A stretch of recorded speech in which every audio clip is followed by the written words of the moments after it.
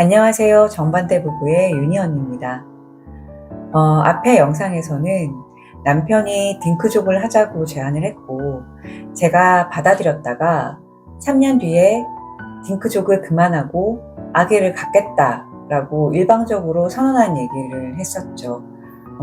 아이가 막 갖고 싶다기보다는 마흔이 넘은 나이에서 오는 위기감, 또 친구들 대부분이 아이를 가진 데서 오는 소외감 때문이었는데요. 이번에는 제 선언을 들은 남편의 얘기를 좀 해보려고 합니다. 남편은 딩크족 제안을 먼저 했을 정도로 이 자신의 선택에 대한 확신이 있었어요. 강한 소신도 있었고. 저는 남편한테 딩크족을 그만하자고 얘기를 했을 때 남편을 설득하려면 꽤 시간이 걸리겠구나. 부부싸움 대판하겠구나. 이렇게 단단히 각오를 하고 말을 한 거였거든요. 그런데 정작 남편의 반응이 좀 의외였어요. 이렇게 놀란 눈으로 저를 이렇게 보더니 왜? 이러는 거예요. 첫 마디가. 그래서 제가 내가 나이가 많아서 지금이 딩크를 번복할 수 있는 마지막 기회다. 그리고 자기가 나중에 아기를 갖겠다는 마음이 생길 수도 있다. 이렇게 얘기를 했어요. 지금 생각하면 당신 마음이 변할 수 있기 때문에 내가 아기를 낳을 거다라는 주장이 좀 억지스럽긴 하죠. 근데 그때는 그게 말이 된다고 생각할 정도로 좀 절박했어요. 남편은 근데 그 말을 듣더니 저를 일단 물끄러미 쳐다보더라고요. 그리고는 잠깐 바람을 좀 쐬고 오겠다 이렇게 말을 하더라고요. 그래서 그러라고 했죠. 그리고 길지 않은 시간이 흘렀어요. 한 30분 정도? 그 남편이 이제 돌아와서는 그래, 그러자. 대신에 최선은 다하겠지만 안 생겨도 미련 없이 접는 거다. 이렇게 얘기를 하는 거예요. 그때 되게 깜짝 놀랐어요. 너무 쉽게 받아들인 거예요. 그때 왜 그랬는지 지금 바로 앞에 남편이 있거든요. 한번 물어보려고요. 자기 그때 왜 그렇게 순순히 받아들였어? 이유가 있겠다는 생각을 했어.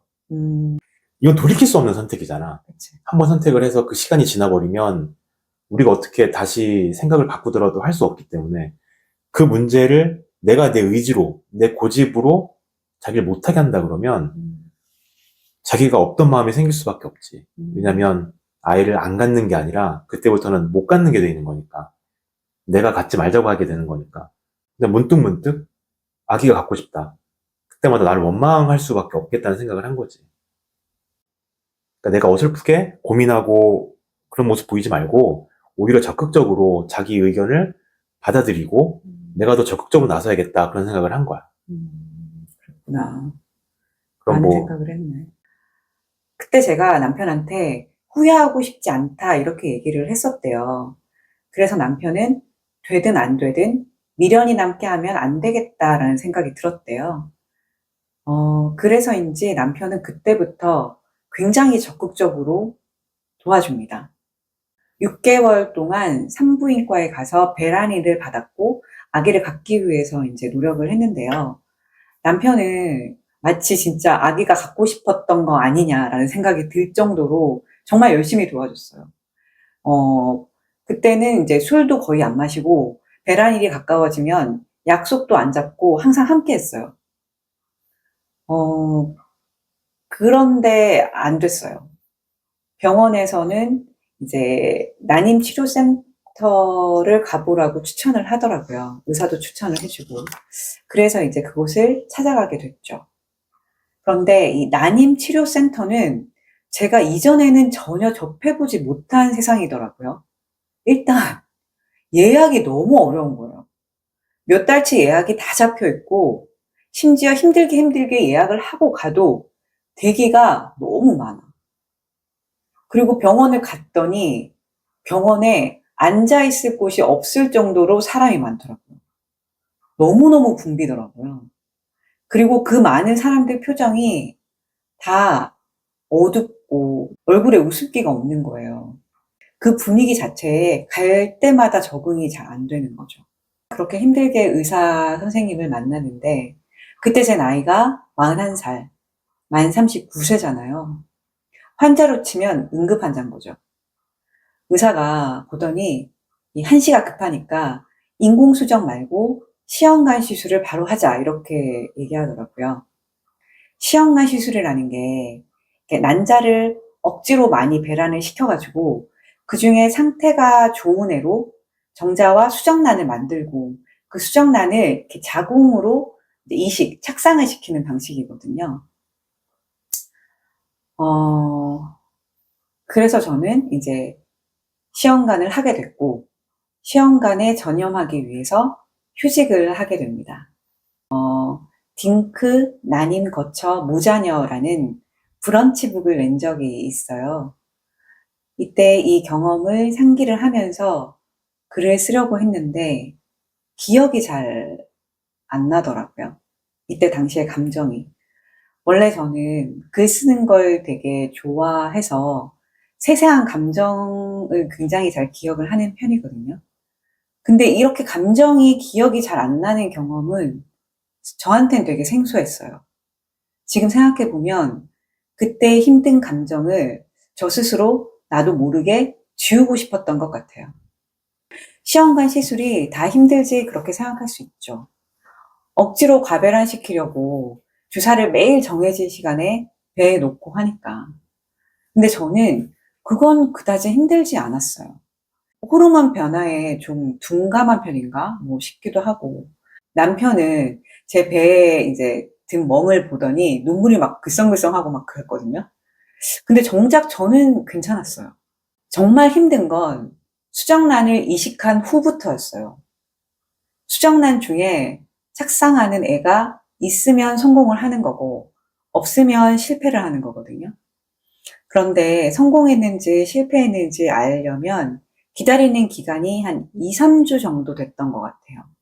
근데 그때가 정말 힘들었어요. 한마디로 희망고문이에요. 이게 나이가 일단 제가 많으니까 건실한 난자 수, 채취할 수 있는 난자 수가 적죠. 그러면 수정을 할 수 있는 쓸만한 수정란도 적어요. 시작부터 승률이 높지 않은 싸움인 거죠.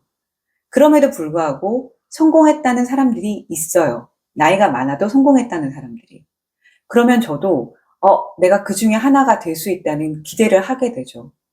나는 시험관에 성공할 수 있을 거라는 기대. 아무리 감정을 자제해도 그 기대는 생겨요.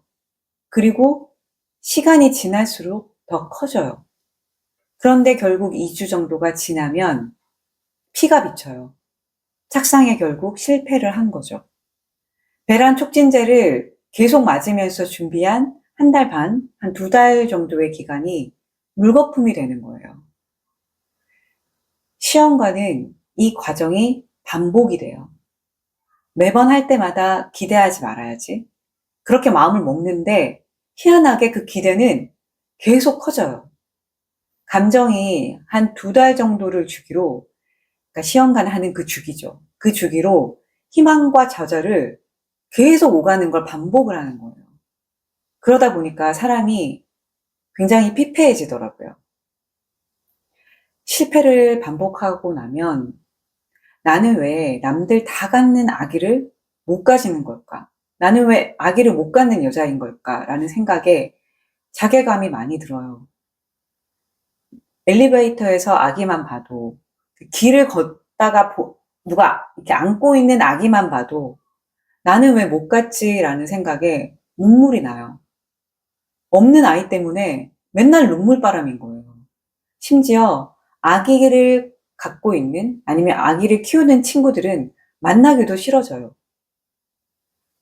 3번의 시험관을 하면서 나는 어느새 세상에서 가장 불행하고 비참한 여자가 돼 있더라고요. 다음에는 제가 이 상황을 어떻게 극복했는지 또 어떤 선택을 했는지에 대한 얘기를 해보겠습니다. 길고 힘들었던 얘기 함께 해주셔서 감사합니다.